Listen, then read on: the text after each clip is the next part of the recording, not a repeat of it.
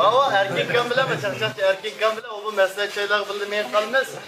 Roz mezgilde künes bir mesele çay kuş yaptık. Künes çıkıp boğaşkan kırsak bir takak, boğaşkan kırsak bir takak, 4-5 aşkan kırsak takak kara.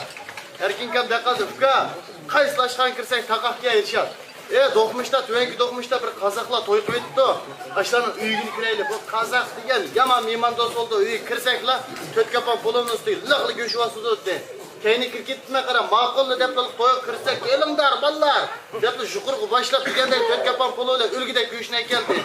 Üstürkay çayla pak kız yavittep, nasıl kerleyip otasak, o işte tüyde otagan bir kazak adam tonu kaptı kara, vay. Vay ballar dedi ha, sen kaydansınlar. Dedim erkenkam yaman, kutu teraptın sana tonumaydı o. Dedi kudacaktan, sen Çeşyanın kasında kudacak ba, buna diye hat mı toytursa dedi.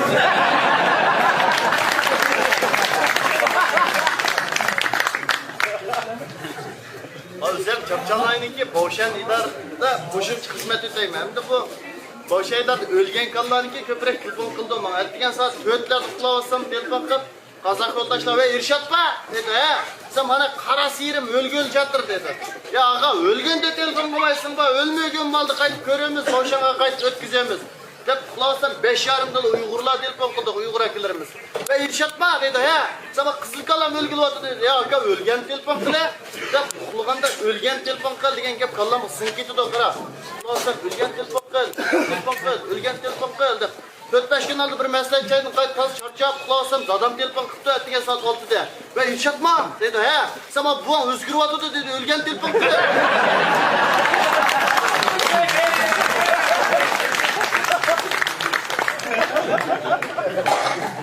Va diyarımızda bala ölgüde cinayetini sadır kılıp diye ki Fatma işincanға işkirde oynamaylı mı depla birisi ulculukka, birisi kaşıkalık, birisi atışlıkka kirip cinayetten zor bir cinayet sadır kılıp atıdığın bu kapılara üçüne.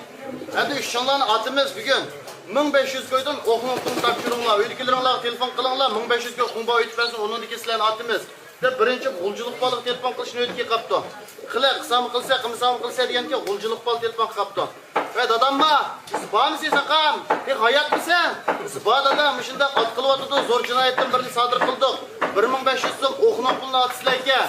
Dedi, boptu nayet yakışıptı balam. Sen bir pay yoktu, ölmeyse onun iş yaşımıydı da. 3000 so'm etip bere, şikil pay asuna seni.